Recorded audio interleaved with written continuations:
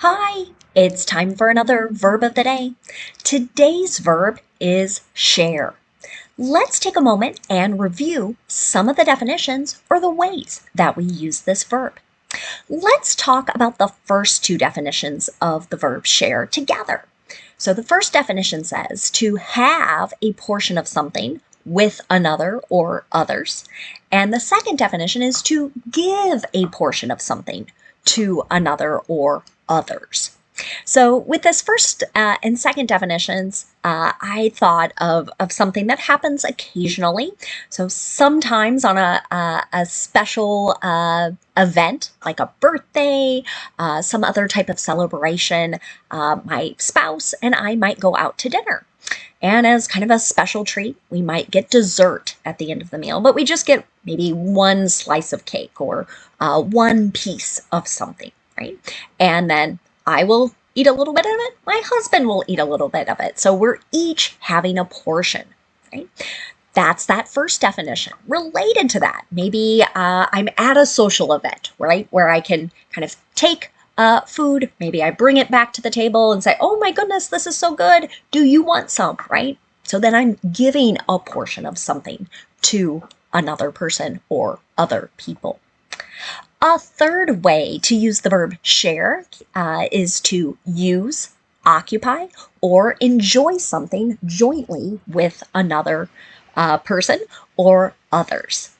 So with this third definition, I might encourage us to think about little children and how sometimes they can be very territorial, right? This is my toy, right? But we want to encourage them many times to let other children use or enjoy the toy. We want them to share it, right?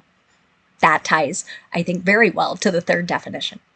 A fourth way you might hear or see share used means to possess a view or a quality in common with others.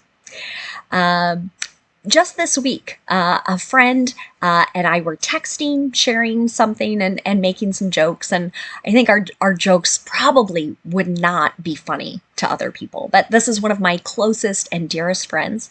And in the course of communicating with her, she said, "I'm so glad you share my sense of humor." Right? We find kind of the same things to be funny or humorous.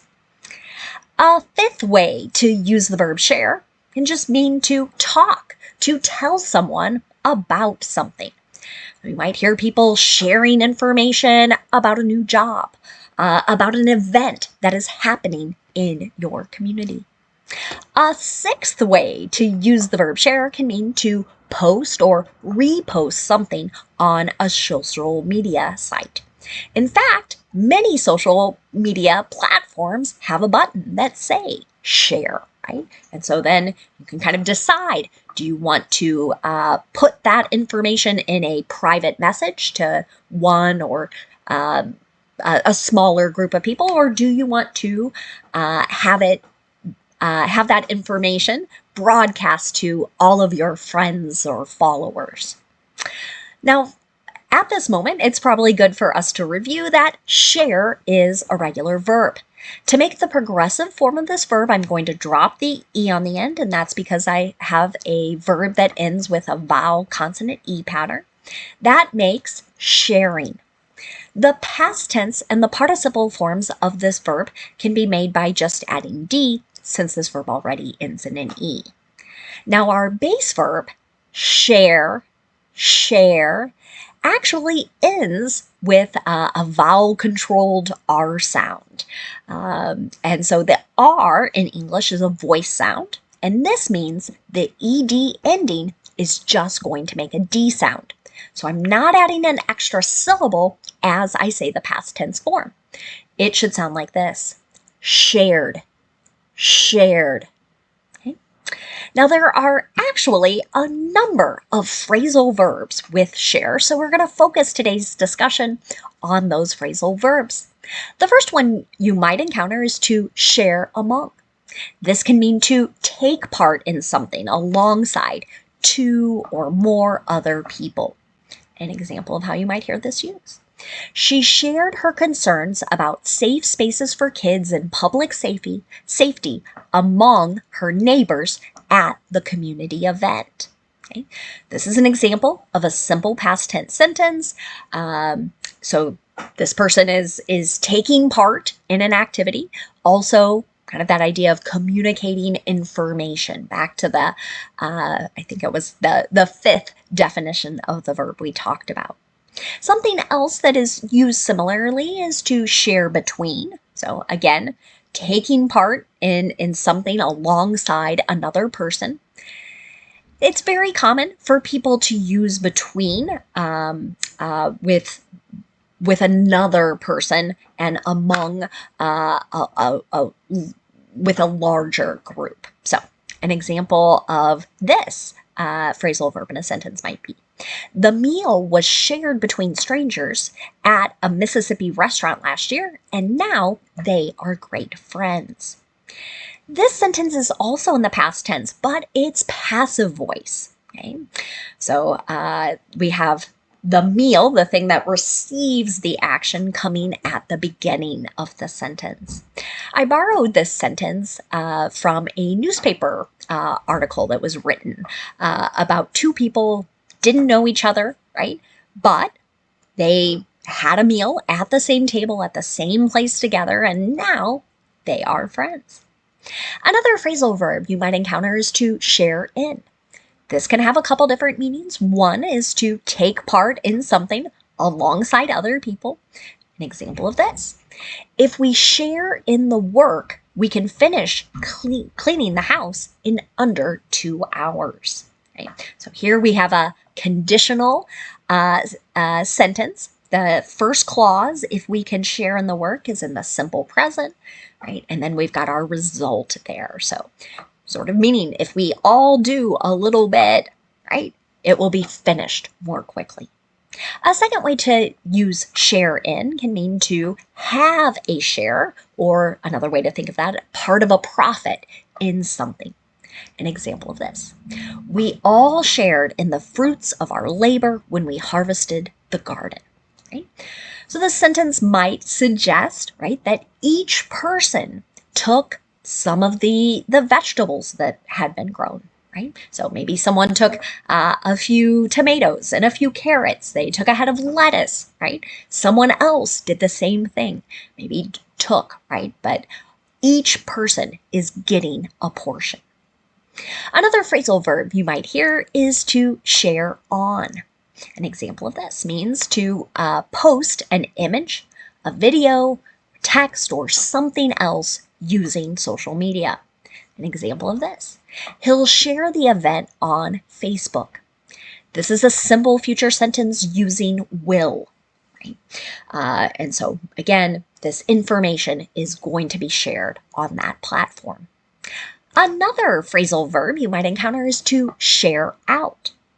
This can be used a couple different ways. One way to use it means to distribute something evenly or in a fair manner among people or groups.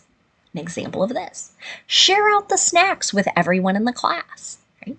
So maybe something a teacher says to a child, right?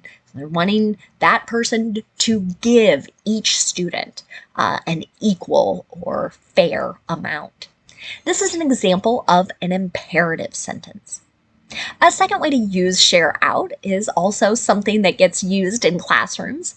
And that might be to share information, some thoughts, some ideas, things of that nature, with a larger group after having a smaller group discussion.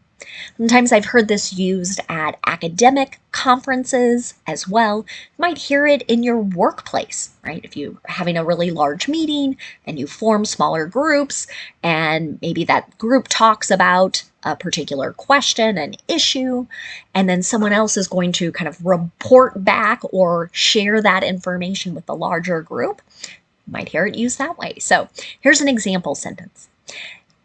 Discuss question 4 with your partner, and then we'll share out with one another.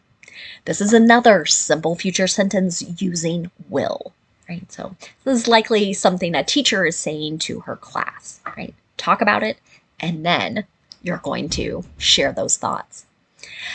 Another phrasal verb you might encounter is to share too. This also sometimes gets used with social media, and it goes back to that idea of posting an image, a video, some text, or something else a bit similar. Example of this. The photograph was shared to Instagram stories just an hour ago. This is another great example of the passive voice in the simple past tense, right? We don't know the person who's responsible for doing the action, but the photograph is what received the action. The last phrasal verb you might encounter is to share with. This frequently means to have a part or a portion of something with another person or with others. An example of this. Will you share the treats with your classmate? There's another simple future sentence using will. This is a yes or no question. Now, let's spend a moment looking at some words that are related to our verb share. And the first word we're going to discuss is just the noun form of this word. Like our verb share, the noun has the exact same spelling, the exact same pronunciation, and it also has a number of different meanings. I think we're going to talk about 4 ways to use this noun. The first way you might hear the noun share used means to be a part or a portion of a larger amount that has been divided among a number of people. Or maybe it's something to which a number of people are contributing, right? So we're kind of putting all the things together. So an example of how you might hear this used could be, what's my share of the bill? Imagine going to dinner with a group of friends, right? And you eat, you enjoy a nice meal, the bill comes, right? And each person is going to contribute some money to pay. And so here, someone wants to know, what is my portion? A second way to use the noun share is to refer to one of the equal parts into which a company's capital has been divided. So this meaning is rather technical. You might hear of people talk about shares of stock. This is what it means. So it's a portion of the ownership. It's a portion of the profits or the earnings that a company might make.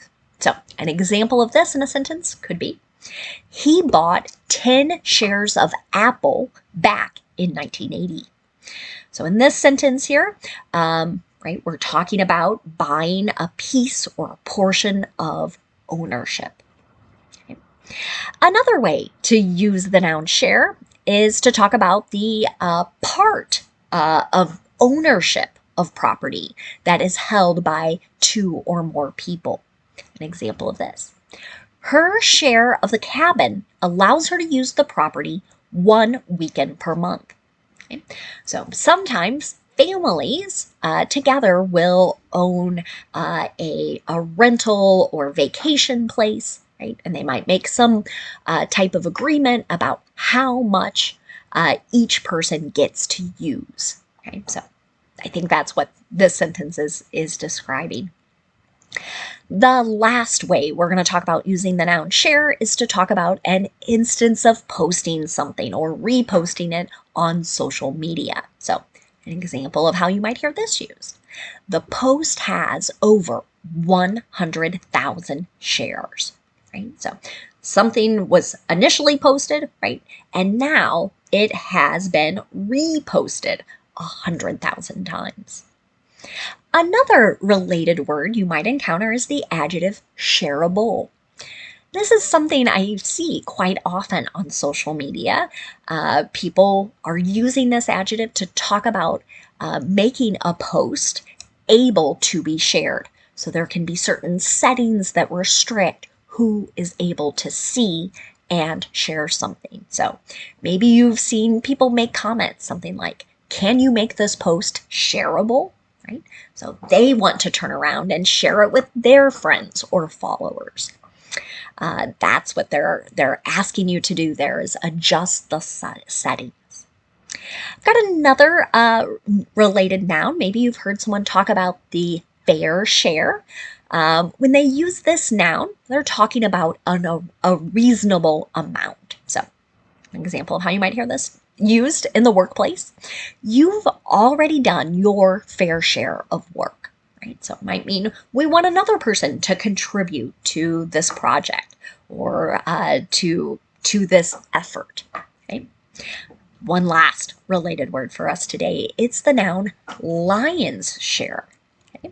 If you hear someone use this, they're talking about the largest portion or the largest piece of something. An example of this. That charity receives the lion's share of contributions in our community. So here we might be talking about how much money gets donated, right? And we're saying, oh, this one charity for here, right? It gets the largest portion. Thank you so much for watching today's video. Maybe you'll consider sharing it with some friends who are also working on building their English communication skills. Have a great day.